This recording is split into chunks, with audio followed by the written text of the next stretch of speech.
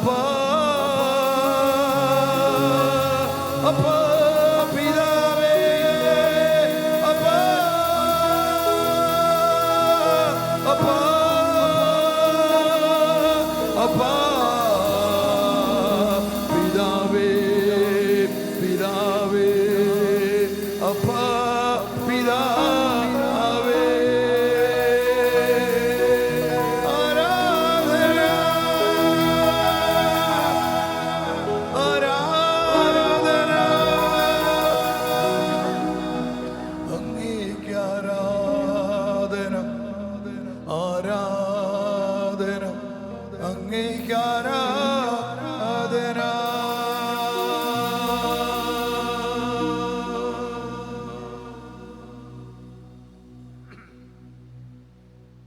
ആകാശത്തെയും ഭൂമിയെയും സർവചരാചരങ്ങളെയും തൻ്റെ വചനത്താൽ ഉണ്ടാക്കിയവൻ.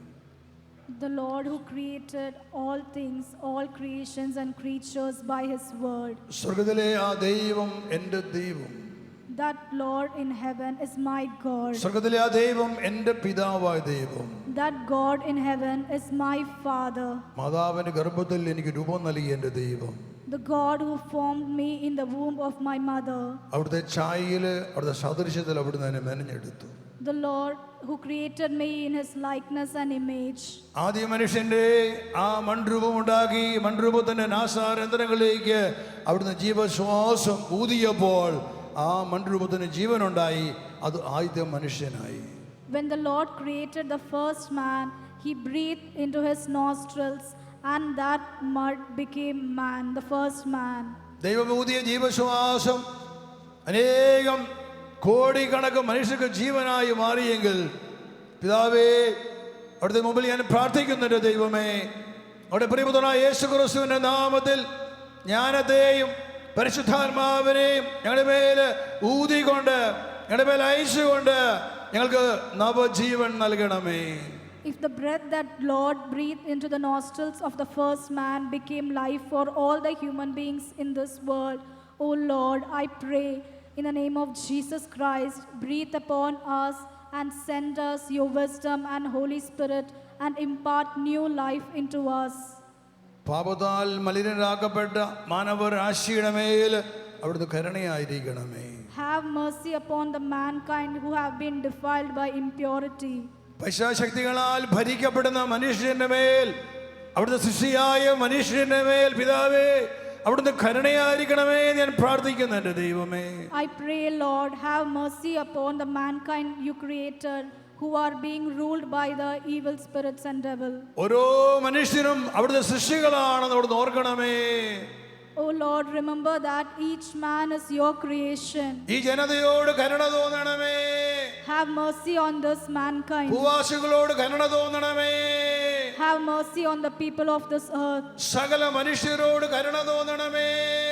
Have mercy on all the people.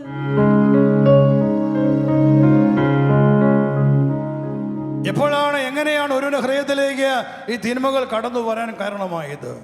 How and when did these evil come into a person's heart? ഒരു കുഞ്ഞ് ജനിച്ചപ്പോൾ തന്നെ മാതൃഗർഭത്തിൽ വെച്ച് തന്നെ അവന്റെ ഹൃദയത്തിലേക്ക് അവന്റെ മനസ്സിന്റെ അബോധലത്തിലേക്ക് ഈ തിന്മകളെല്ലാം കടന്നു വന്നിട്ടുണ്ട്.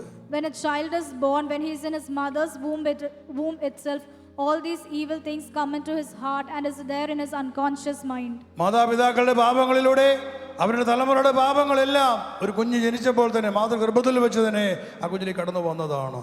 Through his parents, all the sins of his generation comes into a child while he is still a fetus in the womb. ഉള്ളിൽ കിടക്കുന്നത് വളർന്ന് ശക്തി പ്രാപിച്ച് അത് പുറത്തു വരാൻ തുടങ്ങി കഴിഞ്ഞപ്പോൾ അതവനെ അടിമപ്പെടുത്താൻ തുടങ്ങി. Whatever is there in his heart, when it came out, when it grew and gained strength, it enslaved him. ഇവിടെ യേശു പറഞ്ഞ ഇതെല്ലാം പാപമാണ്. ഈ പറഞ്ഞ കാര്യങ്ങളെല്ലാം അശുദ്ധി, മനഃക്ഷോഭം, കോപം, വിദ്വേഷം, കൊലപാതകം, വ്യഭിചാരം, ഇതെല്ലാം നമുക്കറിയാം പാപങ്ങളാണ്. ഇതെല്ലാം all these things that are mentioned here, those are all sins. പാപത്തിന് ജീവനുണ്ടോ? Does sin have life? പാപത്തിന് ജീവനുണ്ടോ ഇല്ലയോ? Does sin have life or not? ദൈവത്തിന്റെ വചനത്തിന് ജീവനുണ്ട്, ശരിയല്ലേ? The word of God has life. ദൈവത്തിന്റെ വചനത്തിന് ജീവനുണ്ട്, word of God has life, പക്ഷെ പാപത്തിന് ജീവനില്ല. but there is no life for sin. പാപത്തിന് ജീവനില്ല. പാപം പിശാചിന്റെ ശക്തിയാണ്, അത് ജീവനില്ല. അതൊരു പ്രവൃത്തിയാണ്, എ സീഡ്, ഒരു വിത്ത് ഉള്ളിൽ കിടക്കുകയാണ്, പാപത്തിന്റെ വിത്ത്. Sin is the power of God. It does not have life. It is a deed. അപ്പോൾ ജീവനില്ലാത്ത ഒരു പ്രവൃത്തി ഉള്ളിൽ കിടക്കുമ്പോൾ അതെങ്ങനെയാണ് നമ്മളെ കൊണ്ട് പ്രവർത്തിപ്പിക്കുന്നത്, നമ്മൾ പാപമായിട്ട് മാറുന്നത്? So when a lifeless thing is there in your heart, how does it gain power and how does it make us sin? ഇവിടെയാണ് നമ്മൾ ചിന്തിക്കേണ്ടത്. Here is where we have to think.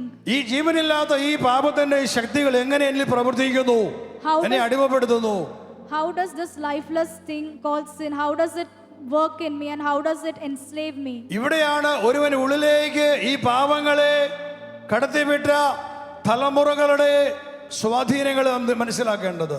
Here only we need to understand about the influence of the ancestors who imparted these evil sins into a person. ഇന്നൊരുവനെ ഉള്ളിൽ കിടക്കുന്ന പാപം, അതേ പാപം ചെയ്ത് മരിച്ചുപോയ തലമുറകൾ ബന്ധനസ്ഥരാണ്, രക്ഷപ്പെടാത്തവരാണ്, വളരെ വ്യക്തമാണ്. അവരുടെ സ്വാധീനങ്ങൾ നമ്മൾ സ്വാധീനിക്കുമ്പോൾ അവർ ചെയ്ത ആ പാപം നമ്മളിൽ ഉണരുകയാണ്, നമ്മളെ കൊണ്ട് ചെയ്യിപ്പിക്കുകയാണ്. The ancestor who committed that particular sin, when that sin is in me, this ancestor who has not been saved influences this sin and makes me sin. ഞാൻ ഈ പറഞ്ഞ കാര്യം ഗ്രഹിക്കാൻ, വിശ്വസിക്കാൻ, മനസ്സിലാക്കാൻ ലോകത്തിന് ദുഷ്കരമാണ്. It is very difficult for this world to understand and to believe what I have said. നാം കേട്ട വചനം, വിലാപങ്ങൾ 5:7 വചനം, ലാമന്റേഷൻ 5:7. ഞങ്ങളുടെ പിതാക്കന്മാർ അവിടത്തേക്കെതിരായി പാപം ചെയ്തു, അവർ മരിക്കുകയും ചെയ്തു, ഞങ്ങൾ അവരുടെ അകൃത്യങ്ങൾ വഹിക്കുന്നു, അടിമകൾ ഞങ്ങളെ ഭരിക്കുന്നു, ഞങ്ങളെ രക്ഷിക്കാൻ ആരുമില്ല ദൈവമേ എന്നുള്ളൊരു നിലവിളി നാം കേട്ടു ഈ പ്രഭാതത്തെ പ്രാർത്ഥനയിൽ. Into morning's prayer we heard about the verse in Lamentations 5:7. Our ancestors sinned, they died, but we bear their iniquities and slaves rule over us. പാപത്തിൽ നഷ്ടപ്പെട്ടു പോയ നമ്മുടെ തലമുറകള്, അടിമത്തിൽ നമ്മുടെ തലമുറകള് അവർ ബന്ധനസ്ഥരാണ്. Our ancestors who have been lost to sin, they are all slaves. അവർ സാധാരണ അടിമത്തിൽ കിടക്കുന്നവരാണ്. They are under the slavery of Satan. പൈശാചിക സ്വാധീനത്തില് അവർക്ക് എന്തും ചെയ്യാൻ സാധിക്കും. Through the satanic influence they can do anything. നമ്മളെ ഭരിക്കുന്ന പാരമ്പര്യമായ രോഗങ്ങളുടെ പുറകിൽ നിൽക്കുന്നത് ഈ അടിമകളും ഈ അശുദ്ധാത്മാക്കളുമാണ്. In all the genetic diseases, it is these evil spirits who are behind those. നമ്മുടെ എല്ലാ കുടുംബത്തിലെ മരിച്ചുപോയ കാർന്നോമാരുടെ പാപങ്ങള് ഇന്ന് കുഞ്ഞുങ്ങളും കൊച്ചുമക്കളും പേറുന്നുണ്ടെങ്കിൽ നാം തിരിച്ചറിയണം, രക്തത്തിലൂടെ പകരപ്പെട്ട അവരുടെ പാപങ്ങളും ശാപങ്ങളും ലോകങ്ങളും നമ്മൾ വഹിക്കുന്നവരാണ് ഇപ്പോൾ. We are bearing their sins and their diseases through the blood and genes which we have inherited. ഈ ശാപത്തിൽ നിന്നും ഈ രോഗത്തിൽ നിന്നും രക്ഷിക്കുവാൻ കർത്താവ് യേശുക്രിസ്തുവിനെ കൊണ്ട് മാത്രമേ സാധിക്കത്തുള്ളൂ. Only the Lord Jesus Christ can save us from these sins and diseases. പ്രിയപ്പെട്ടവരെ, സ്പിരിറ്റ് പഠിപ്പിക്കുന്നത് ശാപങ്ങൾ ഉണ്ട് എന്ന് തന്നെയാണ്. Spirit in Jesus teaches that there are curses. യേശുക്രിസ്തു കുരിശിൽ മരിച്ചതുകൊണ്ട് ശാപങ്ങളെല്ലാം തുടച്ചു മാറ്റപ്പെട്ടു എന്ന് ഞങ്ങൾ വിശ്വസിക്കുന്നുമില്ല, ഞങ്ങൾ പഠിപ്പിക്കുന്നുമില്ല.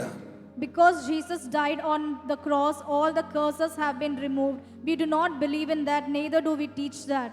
കാരണം വചനം ഇപ്രകാരം പറഞ്ഞിരിക്കുന്നു, ഗലാത്യ 3:13, ക്രിസ്തു നമ്മെ പ്രതി ശപിക്കപ്പെട്ടവനായി തീർന്നുകൊണ്ട് നിയമത്തിന്റെ ശാപത്തിൽ നിന്ന് നമ്മെ രക്ഷിച്ചു. Because in Galatians 3:13 it teaches that by Christ redeemed us from the curse of the law by becoming a curse for us.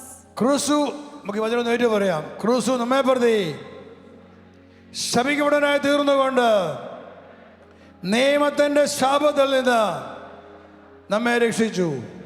നിയമത്തിന്റെ ശാപത്തിൽ നിന്ന് നമ്മെ രക്ഷിച്ചു. Hallelujah, hallelujah, hallelujah.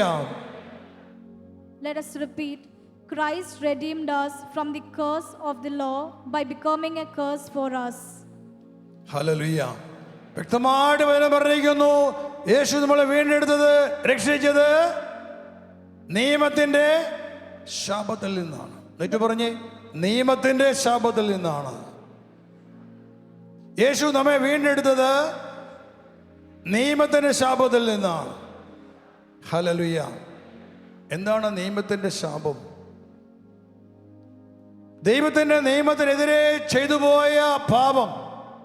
നമ്മുടെ പിതാക്കന്മാർ ഈ പാപം ചെയ്തപ്പോൾ അവർ ദൈവത്തിൻ്റെ നിയമം ലംഘിച്ചുകൊണ്ട് പാപം ചെയ്തപ്പോൾ അത് അവർക്ക് പാപമായിട്ട് മാറി. എന്നാൽ അവരുടെ മക്കൾക്ക് അത് ശാപമായിട്ട് മാറി. Here it says, Christ redeemed us from the curse of the law. What is the curse of the law? When our ancestors sinned by breaking the law of God, it became sin to them.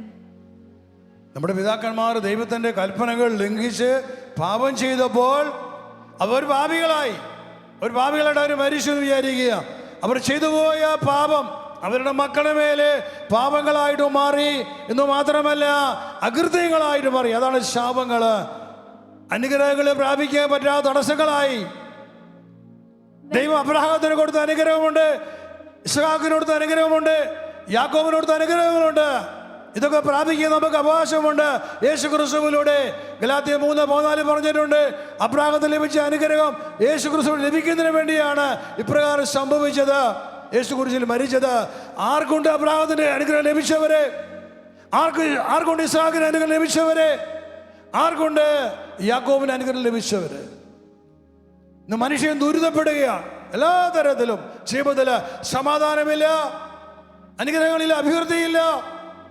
ഒരു രോഗം മാറും അടുത്ത രോഗം വന്നു കഴിഞ്ഞു. കഷ്ടപ്പാടും ഞെരുക്കങ്ങളും പീഡനങ്ങളും മാത്രമാണ് മനുഷ്യന്. ഇതാണോ അനുഗ്രഹം എന്ന് പറയുന്നത്? അതിനുവേണ്ടിയാണോ യേശു കുരിശിൽ മരിച്ചത്? പ്രിയപ്പെട്ടവരെ, യേശു രക്ഷ നേടിത്തന്നത് നിയമത്തിന്റെ ശാപത്തിൽ നിന്നാണ്.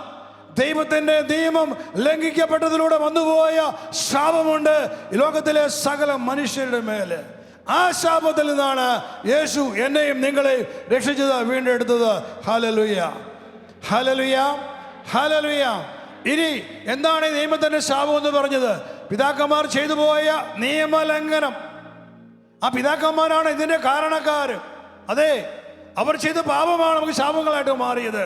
അതുകൊണ്ട് ഈ നിയമത്തിന്റെ ശാപത്തിൽ നിന്ന് എനിക്ക് രക്ഷ വേണമെങ്കിൽ ഈ നിയമത്തിന്റെ ശാപത്തിന് കാരണക്കാരായ ആ പിതാക്കന്മാർ രക്ഷപ്പെടണം. എൻ്റെ പിതാക്കന്മാർ രക്ഷപ്പെടണം. കാരണം അവരാണ് ഈ പാപം ചെയ്തത്. അവരിലൂടെയാണ് എനിക്ക് ശാപം വന്നിരിക്കുന്നത്. അവരെ രക്ഷപ്പെടുത്താതെ എനിക്കോ നിങ്ങൾക്ക് ആർക്കും ഈ ശാപങ്ങളിൽ നിന്ന് മോചനമില്ല. നമ്മിത് മനസ്സിലാക്കണം, നമ്മൾ തിരിച്ചറിയണം. കണ്ണടച്ച എല്ലാ നിയമങ്ങള് യേശു ശപിക്കപ്പെടാനായിട്ട് മാറി. ശാപമേ ഇല്ല എന്ന് പറയുന്നത് വെറും ഭോഷത്വം, വിഡിത്തമാണത്. അത് വചനം പഠിക്കാത്ത കൊണ്ട്, അത് വചനം അറിവില്ലാത്തത് കൊണ്ടാണ്. ഓർത്തിരിക്കണമേ, പിതാക്കന്മാർ ചെയ്തു പോയ പാപങ്ങള് അവർക്ക് പാപങ്ങളായി. അവരുടെ മക്കൾക്ക്, കൊച്ചുമക്കൾക്ക് അത് പാപങ്ങളും ശാപങ്ങളുമായിട്ട് മാറി. ഒരു അപ്പൻ, മദ്യപാനിയായി ജീവിച്ച അപ്പൻ, അയാളുടെ മക്കള് 5 പേരുണ്ടെങ്കിൽ ഒരുവരെങ്കിലും മദ്യപാനിയായിരിക്കും. കൊച്ചുമകൻ മദ്യപാനിയായിട്ട് മാറും. ഇത് നമ്മൾ എല്ലായിടത്തും കാണുന്നൊരു കാര്യമാണ്. ഒന്നും അനുഗ്രഹം പ്രാപിക്കാൻ പറ്റാത്ത അവസ്ഥ. എത്രയോ മനുഷ്യരാണ് നശിച്ചുകൊണ്ടിരിക്കുന്നത് മദ്യപാനത്തിലൂടെ. അത് ശാപമാണത്. അതിന് വ്യക്തമായ കാരണങ്ങളുണ്ട്. നിയമലംഘനമാണ് അതിന്റെ കാരണങ്ങൾ. വിട്ടുമാറാത്ത സാമ്പത്തിക ദാരിദ്ര്യം, കടബാധ്യതകൾ, തലമുറയുടെ പാപങ്ങളാണ് അതിന്റെ കാരണങ്ങൾ, അതിന്റെ റൂട്ട് കോസ് എന്ന് പറയുക. അപ്പോൾ ആ പാപങ്ങൾ നിലനിൽക്കുമ്പോൾ, ആ പാപത്തിന് കാരണക്കാരായ ആളുകള് അടിമകളെ പോലെ കിടക്കുമ്പോൾ, രക്ഷ പ്രാപിക്കാതെ കിടക്കുമ്പോൾ, ഞാൻ വിശ്വസിക്കുകയാണ് യേശു കുരിശിൽ മരിച്ചുകൊണ്ട് എനിക്കൊരു ശാപമില്ലെന്ന് പറഞ്ഞാൽ അത് കണ്ണടച്ച് ഇരുട്ടാക്കുന്നതിന് തുല്യമാണ്. ആർക്കും രക്ഷപ്പെടാൻ പറ്റില്ല, ആരുടെ ശാപങ്ങൾ മാറിയില്ല. അങ്ങനെ പഠിപ്പിക്കുമ്പോൾ, അങ്ങനെ ശാപങ്ങൾ മാറിയിട്ടുണ്ടായിരുന്നെങ്കിൽ ഈ കേരളം, ഈ നാട്ടില് ഇത്ര അധികമായി പരിശുദ്ധാത്മാ ഐക്യപ്പെട്ട നാട്ടില് എത്രയോ ക്രൈസ്തവ കുടുംബങ്ങള് എത്രയോ അനുഗ്രഹം പ്രാപിക്കേണ്ടവരായിരുന്നില്ലേ? ഈ ഭൂമിയിലേക്ക് അയക്കപ്പെട്ട പരിശുദ്ധാത്മാ ശക്തിക്ക് അനുസൃതമായി നമ്മുടെ നാട്ടില് എന്ത് മാറ്റമാണ് സംഭവിച്ചത്? എന്ത് മാറ്റമാണ് സംഭവിച്ചത്? ഒരു വിശ്വാസിയുടെ ജീവിതത്തിൽ, ഒരു ക്രൈസ്തവന്റെ ജീവിതത്തിൽ, ഒരു കത്തോലിക്കന്റെ ജീവിതത്തില് എന്ത് മാറ്റമാണ് സംഭവിച്ചത്? ഏതാണ് 1990, 2000 ആണ്ടിലൊക്കെ അയക്കപ്പെട്ട ദൈവത്തിന്റെ ശക്തി, കരിസ്മാറ്റിക് നവീകരണത്തിലൂടെ അയക്കപ്പെട്ട ദൈവത്തിന്റെ ശക്തി, അത് ആവോളം ഈ ഭൂമിയിലേക്ക് ഇറങ്ങി വന്നതാണ്. ഈ കേരളത്തിന്റെ മണ്ണിൽ എത്രയോ പേരാണ് ധ്യാനങ്ങളൊക്കെ കൂടിയത് വലിയ മാറ്റം ജീവിതത്തിൽ സംഭവിച്ചത്. രോഗശാന്തികള്, മദ്യപാനം നിർത്തി, പാപങ്ങൾ ഉപേക്ഷിച്ചു, വലിയ മാറ്റം സംഭവിച്ചു. സത്യമാണ്. പക്ഷെ അത് വെറും താൽക്കാലികമായി പോയി. എന്തുകൊണ്ട് അതിൽ നിലനിൽക്കാൻ സാധിച്ചില്ല? ഇവിടെ അവിടെ ഞാൻ ചോദിച്ചത്, ഇവിടെ എന്തു മാറ്റം സംഭവിച്ചു? സൂര്യപ്രകാശത്തിൽ മാറിപ്പോയ മൂടൽമഞ്ഞ് പോലെ ഈ ലോകത്തിന്റെ ശക്തികൾ, ഈ ലോകത്തിന്റെ ഭാവങ്ങൾ കടന്നു വന്നപ്പോൾ, എതിർപ്പുകൾ കടന്നു വന്നപ്പോൾ ദൈവത്തെ കണ്ടുമുട്ടിയ മനുഷ്യരൊക്കെ വീട് പോകാൻ തുടങ്ങി. അവർ നിലനിൽക്കാൻ പറ്റിയില്ല. അവർ അനുഗ്രഹം പ്രാപിച്ചിരുന്നെങ്കിൽ, അവർ ശാപങ്ങളിൽ മോചനം പ്രാപിച്ചിരുന്നെങ്കിൽ ആരും വീട് പോകുമായിരുന്നില്ല. അവരുടെ മക്കളോ അവരുടെ കൊച്ചുമക്കളോ വലിയ അനുഗ്രഹം പ്രാപിച്ചവരായിട്ട് മാറുമായിരുന്നില്ലേ? Hallelujah, hallelujah. ഞാൻ ഈ ചോദിച്ചത് സത്യമാണോ? നിങ്ങൾക്ക് അംഗീകരിക്കാൻ സാധിക്കുന്നുണ്ടോ? അംഗീകരിക്കാൻ സാധിക്കുന്നുണ്ടോ? Hallelujah, hallelujah. അവിടെ തിരിച്ചറിയണമേ, നിയമത്തിന്റെ ശാപം അത് നമ്മളിൽ നിന്ന് മാറണമെങ്കിൽ നഷ്ടപ്പെട്ട് നമ്മുടെ പിതാക്കന്മാർ രക്ഷ പ്രാപിക്കണം. ഹല്ലേലൂയ. അവരെ വീണ്ടെടുക്കാൻ രക്ഷിക്കാതെ നമുക്ക് രക്ഷയില്ല പ്രിയപ്പെട്ടവരെ. അതുകൊണ്ടാണ് അവർക്ക് വേണ്ടി പ്രാർത്ഥിക്കാൻ ആവശ്യപ്പെടുന്നത്. ഈ തലമുറയിൽ ഒരു മനുഷ്യൻ തന്നെ വിശുദ്ധീകരിച്ച് വിശുദ്ധമായി ജീവിച്ച് വചനപ്രകാരം ജീവിച്ച് അവൻ പ്രാർത്ഥിച്ചാൽ അവന്റെ പ്രാർത്ഥന ദൈവം കേൾക്കും. നീതിമാന്റെ പ്രാർത്ഥനയ്ക്ക് ശക്തിയുണ്ട്. ആ പ്രാർത്ഥന ദൈവം കേൾക്കും. അവൻ പ്രാർത്ഥിക്കുക, ദൈവം എന്റെ പിതാക്കന്മാര് നഷ്ടപ്പെട്ടവരാണ്, പാപം ചെയ്തവരാണ്, അവരുടെ കരുണ കാണിക്കണമെന്ന് പറഞ്ഞാൽ ദൈവം അവരുടെ കരുണ കാണിക്കും. Hallelujah, hallelujah, hallelujah. അതുകൊണ്ട് തന്നെ ഈ ശാപത്തിൽ നിന്ന് ഞാൻ രക്ഷപ്പെടണമെങ്കിൽ എൻ്റെ പിതാക്കന്മാർ ആദ്യം രക്ഷപ്പെടണം. എൻ്റെ പിതാക്കന്മാർ രക്ഷപ്പെടാതെ എനിക്ക് രക്ഷപ്പെടാൻ പറ്റില്ല. അപ്പോൾ അതിനുവേണ്ടി ഞാൻ പ്രാർത്ഥിക്കണം, കണ്ണീരോടെ പ്രാർത്ഥിക്കണം. ഒരു നിമിഷം കയ്യിൽ ഉയർത്തി തന്നെ സ്തുതിക്കട്ടെ. Hallelujah, hallelujah, hallelujah, hallelujah.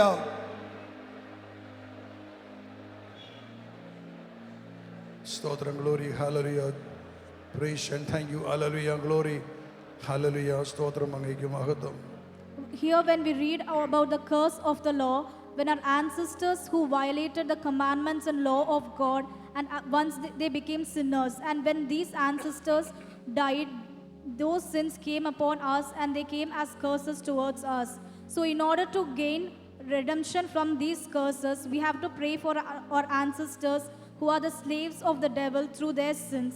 Unless these ancestors who have sinned against God gained salvation, we can never get redemption from these curses. So we need to pray for our ancestors who have sinned and have violated the law of God. ആത്മാക്കളെ കുറിച്ചോ അശുദ്ധാത്മാക്കളെ കുറിച്ചോ അവരുടെ പ്രവൃത്തികളെ കുറിച്ചൊക്കെ നമ്മൾ പറയുമ്പോൾ അത് ഗ്രഹിക്കുവാനോ വിശ്വസിക്കുവാനോ ലോകത്തെ കൊണ്ട് സാധിക്കാത്തത് അജ്ഞാത കൊണ്ടാണ്, അറിവില്ലായ്മ കൊണ്ടാണ്. The world is not able to believe when we say about the evil spirits or their deeds. They are not able to believe because their ignorance. ഇന്ന് ഈ ദിവസത്തിന് എൻ്റെ ജീവിതത്തിൽ വലിയൊരു പ്രത്യേകതയുണ്ട്. Today has an importance in my life. പിശാചുകളെ കുറിച്ചോ അശുദ്ധാത്മാക്കളെ കുറിച്ചോ എനിക്ക് യാതൊരു അറിവുമില്ലാത്തൊരു കാലഘട്ടത്തിൽ, During the time when I had no knowledge about the evil spirits or the devil, ഞാൻ ദൈവത്തിന്റെ ആത്മാവിനെ സ്വീകരിച്ച് ഏതാണ്ട് ഒരു വർഷം കഴിഞ്ഞപ്പോൾ 1989 മെയ് മാസം 12-ാം തീയതി, after it has been 1 year after I received the Spirit of God on the 14th of May ഞാൻ 1989. നടത്തിയ ഒരു പ്രാർത്ഥനാ ശുശ്രൂഷയില് ഒരു സ്ത്രീയിൽ നിന്നും 18 അശുദ്ധാത്മാക്കള് 3.5 മണിക്കൂർ സമയത്ത് പ്രാർത്ഥനയിൽ പുറത്തു പോന്ന് കണ്ടു കഴിഞ്ഞപ്പോൾ എന്നെ ഏറ്റവും വലിയ ഞങ്ങളുടെ അത്ഭുതമായിരുന്നു അത്. During my prayer, I cast out 18 evil spirits from a lady after 3 hours of prayer. After witnessing that, it was a great miracle to me. കഴിഞ്ഞ 9 വർഷമായി പിശാച് ബാധിച്ച് മന്ത്രവാദികളെടുക്കല്, ക്ഷുദ്രകർമ്മക്കാരെടുക്കല് എല്ലാം കൊണ്ടുപോയി, മറ്റു പല ആൾക്കാരുടെ അടുത്ത് പ്രാർത്ഥിക്കാൻ വേണ്ടി കൊണ്ടുപോയി. സൗഖ്യപ്പെടാതെ ഞാൻ അവിടെ നടത്തിയ ഒരു പ്രാർത്ഥനയിൽ ഈ മകൾ പങ്കെടുക്കാൻ വേണ്ടി കടന്നു വന്ന് അലറി വിളിച്ച് ബഹളമുണ്ടാക്കി, നിലത്ത് കിടന്ന് ഉരുണ്ട് അട്ടഹസിച്ച് ആക്രമിക്കാൻ ശ്രമിച്ച് ഏതൊരു മനുഷ്യനെ ഭയപ്പെടുന്ന രീതിയിൽ അത്ര ശക്തമായ രീതിയിൽ അവർ പ്രതികരിച്ചപ്പോൾ വാസ്തവത്തിൽ പിശാച് അശുദ്ധാത്മാവതൊന്നും അറിവില്ലാതെ എൻ്റെ ജീവിതത്തെ സംബന്ധിച്ചിടത്തോളം അതിനെ ഭയപ്പെടുത്തി. അതെനിക്കൊരു വലിയ അത്ഭുതമായിട്ട് മാറി. This woman who has been possessed by the evil spirits for the past 3 years went to many magicians and wizards and to many other people who prayed to gain deliverance from this, but she didn't gain anywhere. And in my prayer, she came and she acted very violently. And me, who had no knowledge about these evil spirits, became scared. വാസ്തവത്തിൽ spirit അഭിഷേകത്തിന്റെ ഈ ആത്മാക്കളോടുള്ള യുദ്ധത്തിന്റെ ആരംഭമാണ് അന്ന് അവിടെ സംഭവിച്ചത്. In fact, it was the beginning of the war between the Spirit and Jesus anointing and the evil spirits that took place there. യേശുവിൽ വസിച്ച അതേ അഭിഷേകം നാം വായിക്കുന്നു. ലൂക്കാ സുവിശേഷം 4 വായിക്കുന്നു. യേശു കഫർനാമിലെ സിനഗോഗിൽ ചെന്ന് പ്രസംഗിച്ചപ്പോൾ ഒരു മനുഷ്യൻ പെട്ടെന്ന് അയാളെ അശുദ്ധാത്മാവ് ഇളകി അലറി വിളിച്ചു, യേശുവേ എന്തിനാണ് ഇടപെടുന്നത്? യേശു പറഞ്ഞിട്ട് പുറത്തു പോകാൻ ആവശ്യപ്പെട്ടു. ആ അശുദ്ധാത്മാവിനെ വിട്ടുപോയി. അപ്പോൾ ജനങ്ങൾ പറയാണ്, എന്തൊരു വചനമാണിത്, ഇവൻ എന്തൊരു ശക്തിയോടെ അധികാരത്തോടെ കൽപ്പിക്കുന്നു, അശുദ്ധാത്മാവ് പുറത്തു പോകുന്നല്ലോ എന്ന് പറഞ്ഞുകൊണ്ട് ആദ്യമായിട്ട് ജനം കാണുകയാണ് ദൈവത്തിൻ്റെ വചനത്തിൻ്റെ ശക്തി, ദൈവത്തിൻ്റെ ആത്മാവിൻ്റെ ശക്തി. In Luke Gospel chapter 4, we read that when Jesus goes to the synagogue in Capernaum, there a man with evil spirit cries out, Jesus, Son of God, what do you have between us? Why do you interfere in our matter? And Jesus asks the spirit to go out, and the people say, what kind of word is this? He commands with authority and power. Spirit അഭിഷേകത്തിൻ്റെ ഏറ്റവും വലിയ ദൗത്യം അതാണ്. ആത്മാക്കളുടെ മേലുള്ള അധികാരം, ആത്മാക്കളുടെ വിടുതൽ, വിമോചനം നേടിക്കൊടുക്കുക. It is the great duty of Spirit and Jesus anointing. It is for the salvation and deliverance of these souls. Hallelujah. ആത്മാക്കളെ കുറിച്ച് ഇന്നും ഈ കാര്യങ്ങൾ തന്നെ പഠിപ്പിക്കുന്നെങ്കിൽ എത്ര വലിയ ഉറപ്പുള്ളത് കൊണ്ടാണ് വീണ്ടും അതിനെക്കുറിച്ച് പരസ്യമായിട്ട് പഠിപ്പിക്കുന്നത്, പ്രസംഗിക്കുന്നത്. Still we are saying about these evil spirits. It means that we have such surety and conformity regarding this matter. തീർച്ചയായും നമ്മൾ ഓരോന്നും അനുഭവിച്ച് അറിയുമ്പോഴാണ് നമുക്ക് വിശ്വസിക്കാൻ സാധിക്കുക. Surely only when we experience we will be able to believe. ഒരു പ്രാർത്ഥന സമയത്ത് ഒരു വ്യക്തിയിൽ ഒരു അസ്വസ്ഥത കണ്ടു കഴിഞ്ഞാൽ ഉടനെ പറയും എന്തോ പ്രശ്നമാണ്. നമ്മൾ പ്രാർത്ഥിക്കാൻ പോലും മനുഷ്യർ തയ്യാറാകത്തില്ല. ഉടനെ ആള് നേരെ കൊണ്ടുപോകും, ആശുപത്രിയിലേക്കാണ് കൊണ്ടുപോവുക. During prayer, when a person gets disturbed or acts differently, immediately they ask the person to take him to the hospital instead of praying for that person. എൻ്റെ ആത്മീയ ജീവിതത്തിൽ ഞാൻ എൻ്റെ ശുശ്രൂഷ ജീവിതത്തിൻ്റെ ആരംഭ നാളുകളിലെല്ലാം ഈ ഒരു സംഭവത്തിന് ശേഷം ആരെ എവിടെ പ്രാർത്ഥിച്ചാലും ഈ ഒരു പ്രതിഭാസം കാണുമായിരുന്നു. ആളുകൾ അസ്വസ്ഥരാകുന്നു, അലറി വിളിക്കുന്നു, ബഹളം ഉണ്ടാക്കുന്നു. അവർക്ക് വേണ്ടി നിരന്തരമായിട്ട് പ്രാർത്ഥിക്കാനാണ് ദൈവത്തെ ആത്മാവ് പഠിപ്പിച്ചത്. അവിടെ ഇരുന്നു കൊണ്ട് അവരുടെ അടുത്തിരുന്ന് ജപമാല ചൊല്ലിക്കൊണ്ട് തന്നെ മണിക്കൂറുകൾ പ്രാർത്ഥിച്ചു കഴിയുമ്പോൾ ആ വ്യക്തികളിൽ നിന്നും ഈ തിന്മ അശുദ്ധാത്മാക്കൾ വിട്ടുപോയി അവർ സ്വതന്ത്രമായിട്ട് എഴുന്നേറ്റ് വരുന്ന അനുഭവങ്ങളാണ് ആരംഭകാലത്ത് നമുക്ക് ഉണ്ടായിക്കൊണ്ടിരുന്നത്. In the initial days after this incident, wherever I prayed, people used to act disturbed and act violently. And there the Spirit of God taught me to pray for them for taking many hours, and they got delivered after that. Hallelujah, hallelujah.